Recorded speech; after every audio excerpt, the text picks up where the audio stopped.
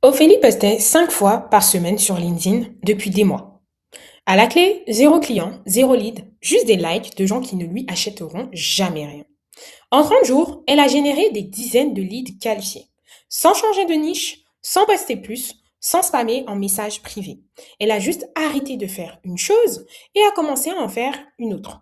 Et dans cette vidéo, je vais te montrer exactement laquelle. Si tu ne me connais pas encore, moi c'est Salomé Mons et depuis maintenant 2 ans, j'aide les indépendants à faire de LinkedIn un levier d'acquisition pour leur business. Je suis passée d'un profil invisible à générer des dizaines de milliers d'euros avec un seul canal, LinkedIn. Alors reste jusqu'à la fin pour tirer le maximum de valeur possible. Let's go, c'est parti. Tout d'abord, on va aborder un point très très important, le mensonge du contenu. On nous a vendu l'idée que pour avoir des clients sur LinkedIn, il fallait poster plus, être plus visible, optimiser ses hashtags, publier à 8h37 le mardi parce que c'est le meilleur moment. Mais soyons honnêtes, c'est de la foutaise. Ton problème sur LinkedIn, ce n'est pas que tu postes pas assez, c'est que les gens qui te lisent ne te font pas encore vraiment confiance. Et la confiance, ça ne se construit pas avec un calendrier éditorial bien rempli. Ça se construit avec une présence qui a l'air humaine, cohérente et qui dure dans le temps. Concrètement, fais cet exercice. Essaie de résumer en une phrase qui tu aides et comment. Si tu hésites plus de 10 secondes, ton message n'est pas encore clair. On va aborder le premier point, celui de la vérité que personne ne te dit sur la monétisation. La plupart des indépendants qui galèrent sur LinkedIn ne manquent pas de contenu. Ils ont même souvent trop de contenu. Ce qui leur manque, c'est ce que j'appelle la crédibilité relationnelle. Cette sensation que les gens ont quand ils te lisent depuis un moment et qu'ils se disent ouais, lui, il sait vraiment de quoi il parle. Tu peux publier tous les jours pendant 6 mois. Si chaque post part dans une direction différente, si ton message change selon ton humeur, si on ne sait pas vraiment à qui tu t'adresses, tu auras des likes et pas des clients. Eugène Schwartz disait que le contenu ne crée pas le désir d'achat, il le canalise. Concrètement, choisis un seul problème et parle uniquement de ça pendant 30 jours. Même angle, même cible, même promesse. Certains se posent la question de pourquoi leurs futurs clients ne likent jamais leur post. Est-ce que tu as déjà signé un client qui ne t'avait jamais liké, jamais commenté, jamais rien et qui t'a écrit un jour en disant je te suis depuis un moment? Moi, ça m'est déjà arrivé. Et peut-être que toi aussi. Parce que c'est exactement comme ça que ça fonctionne. Les gens qui achètent sont souvent ceux qui observent en silence depuis des semaines. Ils te testent inconsciemment. L'objectif, c'est de voir, est-ce que cette personne tient la route? Est-ce que du jour au lendemain, elle change de niche, elle change de secteur, elle change d'offre, elle change de ci ou elle change de ça? Cialdini a beaucoup écrit dessus. Il disait, plus le cerveau est exposé à un message stable et répété, plus il le perçoit comme fiable. Ça fait partie des 6 principes de persuasion. Donc toi, aujourd'hui, ton objectif, ce n'est pas d'être intéressant. C'est d'être pareil que ce resto que tu vois depuis des mois dans ton fil TikTok ou dans ton feed Instagram et tu te dis, il faut que je le teste. Tu regardes une fois, 2 fois, 3 fois, 4 fois, 5 fois, jusqu'à la 10e fois où tu décides d'y aller.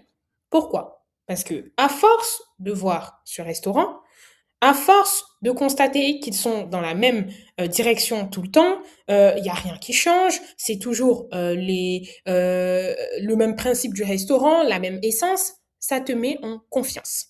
Et à ce moment-là, tu te sens prêt à y aller. Et c'est de cette manière-là que tu dois agir aujourd'hui.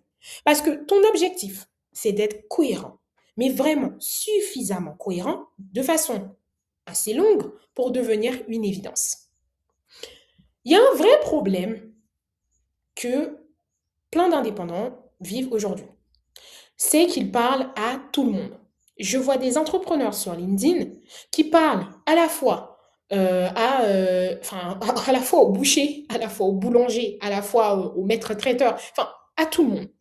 Et ceux qui n'ont pas de clients sur LinkedIn aujourd'hui, c'est pour cette raison-là. Parce qu'ils ont un problème de ciblage. Et surtout, il n'y a pas de cohérence dans le ciblage. Tu peux cibler 2 personnes, mais 2 personnes cohérentes. 2 personnes qui sont sur la même ligne directrice de ce que tu peux apporter, de ce que tu proposes. Faut savoir que si ton contenu il s'adresse vaguement à des entrepreneurs, par exemple, il s'adresse vaguement à ceux qui ont envie d'évoluer, c'est-à-dire à personne, bah, tu vas pas signer de clients. Tu vas pas attirer des gens. C'est tellement logique. Est-ce que toi, aujourd'hui, tu as plus envie d'aller dans un restaurant qui propose un type de plat spécifique, par exemple du péruvien, que d'aller dans un restaurant qui propose du péruvien, de l'américain, du français, de l'indien, dans le même restaurant? Sauf si c'est un buffet à volonté, bien évidemment. Là, c'est différent.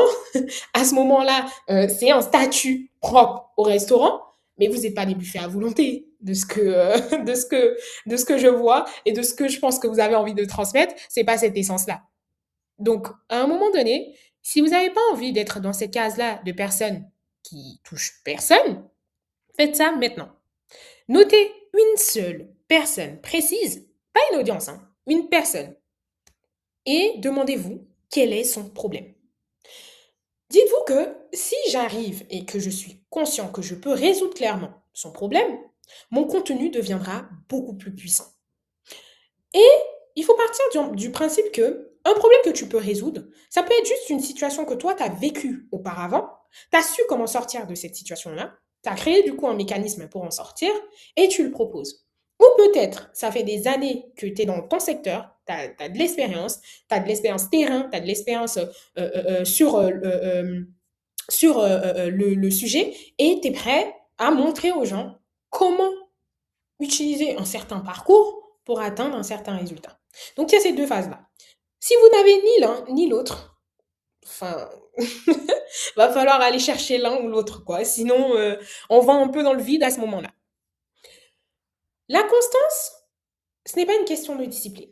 On l'entend très souvent. Il faut être constant dans le contenu, il faut publier de façon disciplinée, faut ci, il faut ça, il faut ci, il faut ça, il faut ci, il faut ça.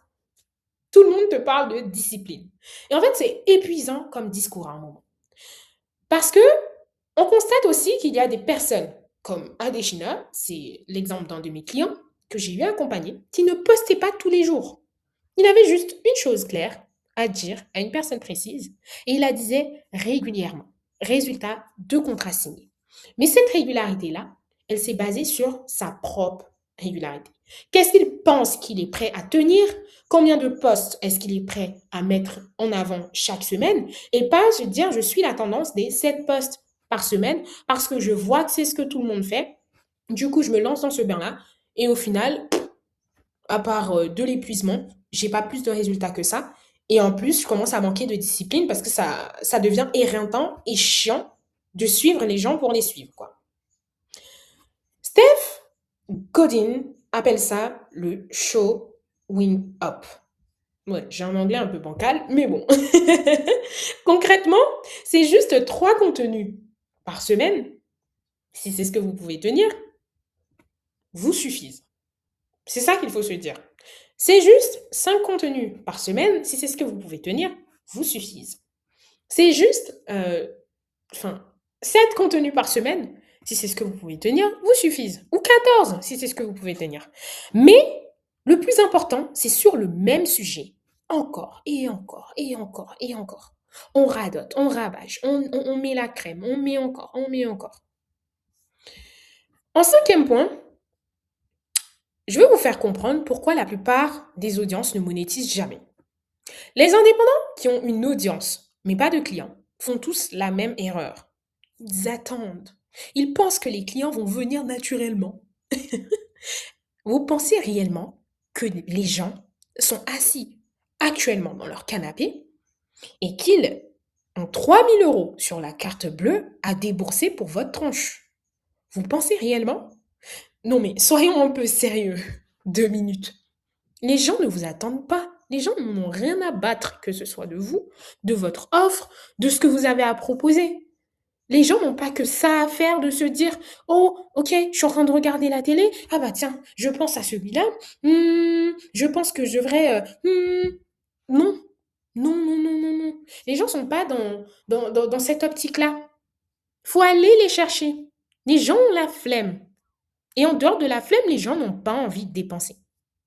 Donc, si vous restez dans votre petite grotte, dans votre petit confort, à vous dire, ah bah de toute façon, moi, ma solution, elle est très bien, elle se vendra toute seule.